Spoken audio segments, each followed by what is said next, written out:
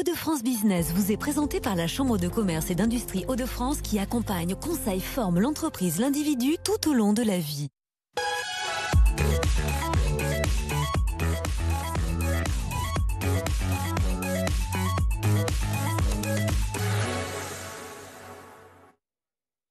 Bonsoir à tous, bienvenue dans votre magazine économique consacré aux entreprises des Hauts-de-France. Comme chaque mardi, nos commerces s'apprêtent à reprendre du service avec le déconfinement et cette date évidemment tant attendue le 19 mai prochain, synonyme on l'espère de relance économique, l'accompagnement, l'une des clés pour maintenir le cap. On en parle justement avec notre invité ce soir, le directeur général de la Chambre de commerce et d'industrie dans les Hauts-de-France, David Bruxelles. Bonsoir. Bonsoir. Merci beaucoup d'être avec nous ce soir en plateau et pour m'accompagner comme chaque semaine, Élodie Souris-Lavergne du Journal des Entreprises. Bonsoir Élodie. Bonsoir Marie, bonsoir David Bruxelles. Allez, on commence tout de suite évidemment avec les dispositifs mis en place par la CCI.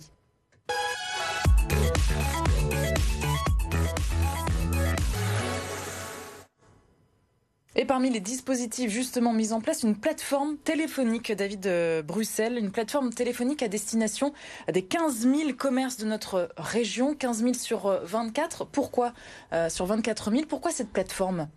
Alors, au troisième confinement, on a eu la volonté très vite d'accompagner ces commerçants qui étaient fermés, malgré eux. Et effectivement, on avait déjà mis en place une première plateforme lors du deuxième confinement, mais on a voulu l'élargir parce qu'effectivement, on a 24 000 commerces qui sont fermés pour troisième confinement, effectivement.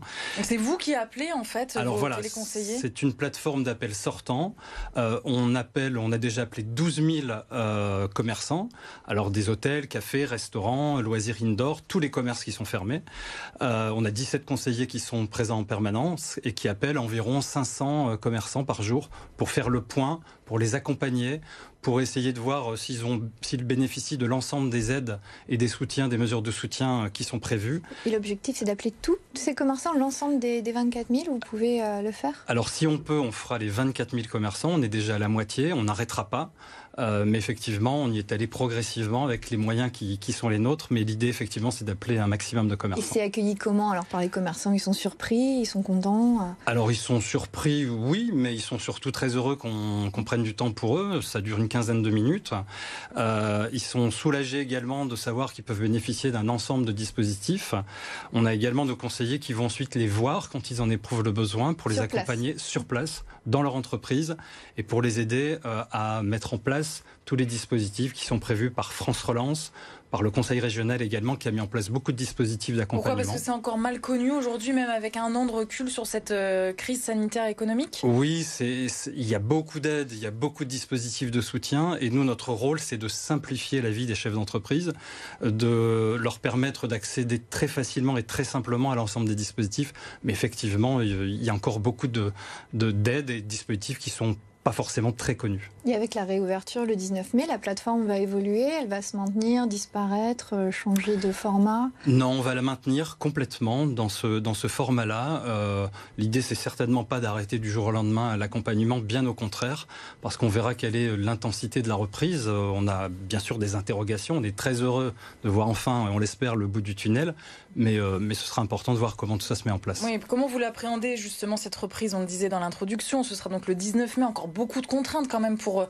nos commerçants. Vous, à la CCI, vous avez quand même cette expérience du terrain. Comment vous l'appréhendez, cette relance ? Alors, il y a certains secteurs qui vont bien, il ne faut pas se cacher non plus. Il y a des secteurs d'activité, notamment de l'e-commerce, qui fonctionnent très bien, y compris au cours de cette crise. Et puis, il y en a d'autres pour qui c'était beaucoup plus difficile. Ceux qui étaient d'ailleurs loin des questions de digital, notamment. Et effectivement, pour ces commerçants, il y a une forme de point d'interrogation sur la façon dont ça va se réouvrir, quelle sera la météo, notamment pour les terrasses, quelles seront les possibilités de recruter également, je pense aux hôtels, cafés, restaurants qui ont des difficultés de recrutement pour réenclencher. Il y a des sujets de trésorerie également, puisque il y a eu du soutien, mais il y a eu des dettes qui se sont créées également au cours de cette période. Vous craignez de la casse chez nous dans les Hauts-de-France Il y en aura, bien sûr qu'il y en aura. Alors là, aujourd'hui, on assiste à moins de faillites que dans une année normale grâce à l'ensemble des dispositifs de soutien. Mais effectivement, il faut qu'on soit très attentif pour accompagner et prévenir au mieux ces difficultés d'entreprise. C'est quoi justement ces principales difficultés qui vous sont remontées? C'est des problèmes de chiffre d'affaires, de trésorerie, de gestion des stocks? Qu'est-ce qui ressort un peu? Alors c'est ça, effectivement. On a des problématiques de trésorerie parfois. Pas partout, mais dans certains secteurs, en fonction des cas particuliers également des chefs d'entreprise et des commerçants. Si on est locataire ou si on est propriétaire de ses murs, c'est différent. C'est du cas par cas pour beaucoup, voilà. quand même. Si on est dans des domaines où on a stocké, c'est plus compliqué parce qu'il faut payer le stock et il faut réenclencher la machine. Donc c'est vraiment au cas par cas et on essaie d'accompagner en sur-mesure. Et au niveau du moral des dirigeants, parce que ça dure quand même cette crise. Oui, il a été très éprouvé le moral, il faut être clair. On entend beaucoup de dirigeants d'entreprises et de commerçants en particulier pour qui c'est difficile. Il faut être costaud quand même. Bien sûr.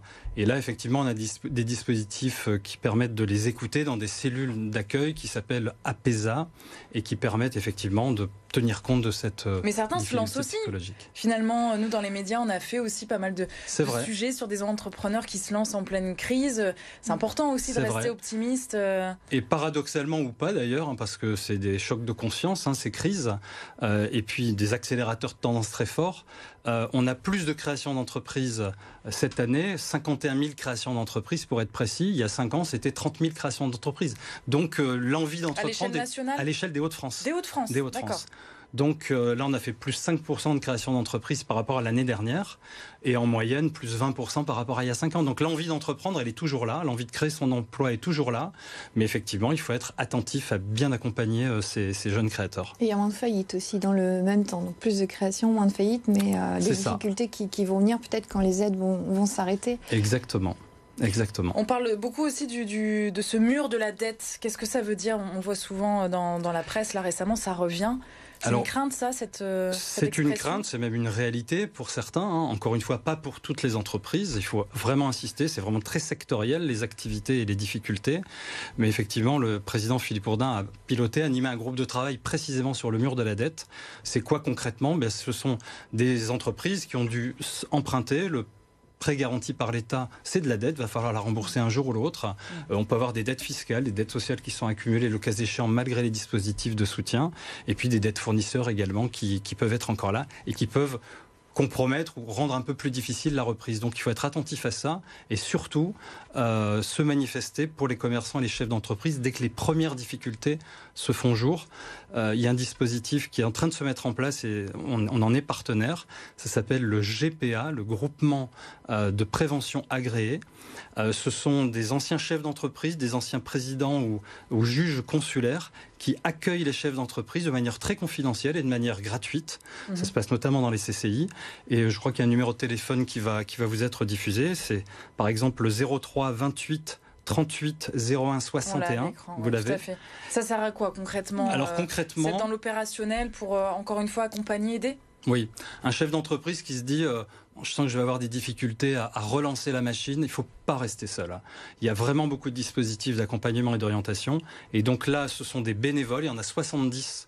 De quel horizon? Ils sont ici? Des anciens chefs d'entreprise qui sont à la retraite, des anciens juges des tribunaux de commerce, il y a d'anciens experts comptables. Et vous donc, êtes allé les chercher, vous? Alors voilà, on a passé un partenariat avec eux. Et donc, ils accueillent de manière tout à fait confidentielle 2 ou 3 personnes. Le chef d'entreprise, on fait un point global sur son activité et ensuite on l'oriente vers les dispositifs qui lui sont adaptés. Ça dure combien de temps, rendez-vous comme ça avec un chef d'entreprise? Ça peut durer 1 heure, 2 heures, 3 heures. On passe vraiment le temps pour accompagner ces chefs d'entreprise. Au niveau des aides financières aussi, on le rappelle, la réouverture donc des commerces le 19 mai. Jean Castex qui dans la presse aujourd'hui dit voilà, ça sera progressif, on va adapter, on ne va pas couper entre guillemets les vannes du jour au lendemain. Quelles sont encore les aides là actuellement? Alors il y en a encore beaucoup des aides, elles sont d'ailleurs recensées et référencées sur un nouveau site qu'on a lancé, en tout cas on a rénové complètement ce site, il a été relancé le 22 avril, donc on est vraiment dans l'actualité. Donc aide.fr au pluriel. Exactement. On peut retrouver tout ce qui nous concerne ici dans la région. Voilà, alors lesaides.fr, on administre ce site depuis les Hauts-de-France pour toute la France, toutes les CCI de France, et effectivement vous allez trouver absolument toutes les aides. C'est mis à jour hebdomadairement. Pour toutes les typologies d'entreprises. Pour toutes les entreprises, toutes les zones, toutes les activités. Et vous avez les aides nationales, les aides régionales et les aides locales. Vous pouvez aller sur ce site et là, vous aurez les contacts et toutes les informations en téléchargement. Donc l'aide se digitalise. C'est vrai que la digitalisation, c'est quelque chose qui a été accéléré par cette crise. Est-ce que vous accompagnez aussi les entreprises là-dessus? Parce que ça va être un gros enjeu de la reprise. Oui, alors effectivement, on a beaucoup, je l'ai dit, il y a toute une palette d'accompagnement. On essaie de faire du sur-mesure. Le digital, c'est un dispositif et un sujet très important aujourd'hui dans le cadre des changements de modèle économique. Effectivement, on les accompagne. Il y a plusieurs outils également, des outils nationaux et des outils qui ont été déployés par le Conseil régional. J'insiste sur un point, c'est gratuit pour les entreprises. C'est pris en charge par l'Europe, à travers le FEDER notamment, par l'État et par le Conseil régional. Donc concrètement, c'est quoi? On a des dispositifs qui s'appellent Starter, qui s'appellent Booster numérique, et on va chez le commerçant, on va chez le chef d'entreprise. Ça dure 1 journée, 2 jours, 3 jours, en fonction du dispositif.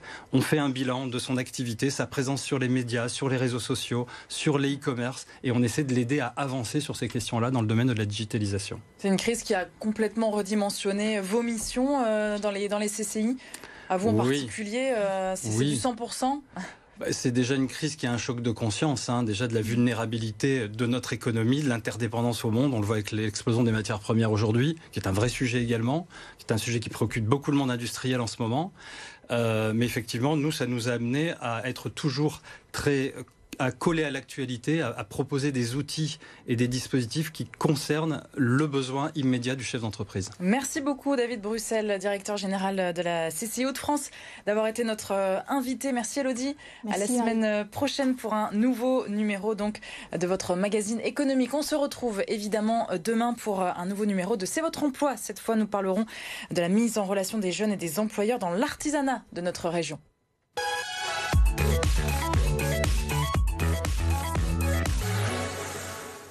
Hauts-de-France Business vous a été présenté par la Chambre de commerce et d'industrie Hauts-de-France qui accompagne, conseille, forme l'entreprise, l'individu tout au long de la vie.